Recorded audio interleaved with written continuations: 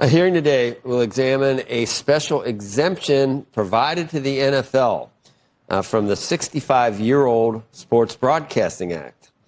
A report from the House Judiciary Committee argues that the NFL has stretched the law beyond its original purpose. Joining us now, Congressman Scott Fitzgerald, chairman of the Judiciary Subcommittee on Administrative State Regulatory Reform and Antitrust.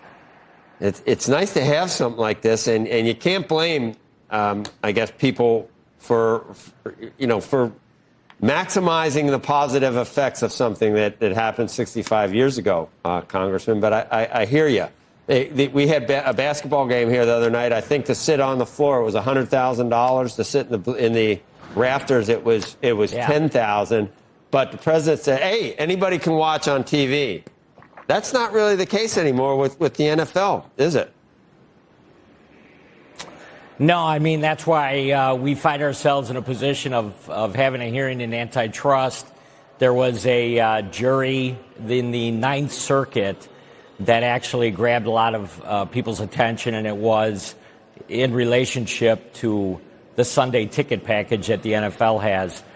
So that was the first thing. And then the FCC opened an investigation, and then DOJ as well. So it was kind of a natural thing for the Antitrust Committee to put together a hearing, kind of air out the issues, and see if there's something there. So we're going to do that today.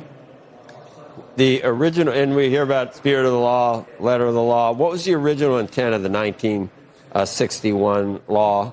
It was meant to keep football games free on local TV. How many streaming services right now, if you want to watch even the big games, the ones that are featured, if you want to watch it on TV, you might have to have, I don't know, you need Amazon Prime, you might need Netflix, you might need right. 4 or 5 streaming services. Yeah, I think the latest example, which, again, I think is in violation of the Sports Broadcasting Act, is the live broadcast on Netflix of NFL games this year. And specifically, there's a couple situations. One is on Thanksgiving, and the other is on Christmas Day, when either you have a Netflix subscription or you're not going to be watching the games. So that certainly doesn't fall under the category of quote-unquote broadcasting. And, that's what the committee is there to do, is to examine these antitrust issues. So, Congressman, is it your contention that the NFL is a cartel and that this exemption granted by this 1961 law should not exist anymore, or are you looking to negotiate it with the NFL? Well, it falls on the NFL because they negotiate the rights of all of the NFL teams, put them in one package, and then go to the networks. It's a little bit different than like Major League Baseball or the NBA or the NHL, that still market some of their own games directly to the networks. So there's a little bit difference between the NFL and the other pro sports leagues. But, there was an antitrust carve-out that Congress in 1961 thought it made sense to give them level footing. And in the last 60 years, we've far exceeded that. They clearly are in a position where they're doing very well. So it's up to Congress to protect the consumer. And that's what the FCC and DOJ are digging into as well. You've got some interesting people testifying. The one person you'd like to testify declined, the commissioner, Roger Goodell. Why? Yeah. He said he just wasn't available. But, I think it would be good to get the commissioner in front of the committee, because quite honestly, it would be interesting to hear what their logic is.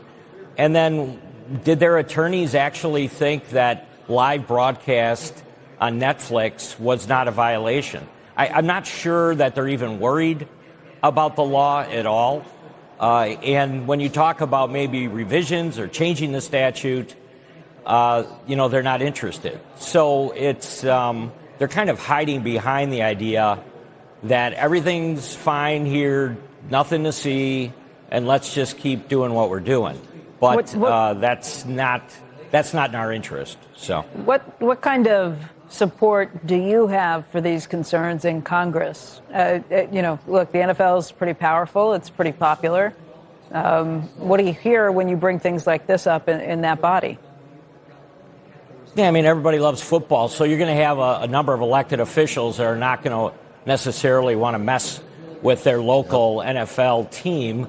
But what I would say is there's a louder and louder voice from consumers who are, just as you described, kind of sick of having to purchase 5, 6 different outlets just to be able to follow their own team. And if we were involved in the free market and there was no carve-out for these sports organizations, that would be fine, right? I mean, if you didn't want to buy Netflix, you didn't have to.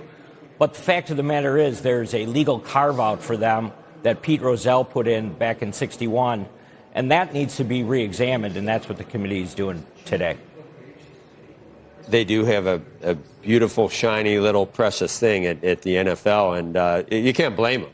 I mean, I whatever I needed to do if it's a game you really want to watch, the demand is almost inelastic for it. So they could be, if you do get anything done, it'll be dragged kicking and screaming because they certainly like the status quo the way it is. I would too, and I'd milk it for all I could. Right?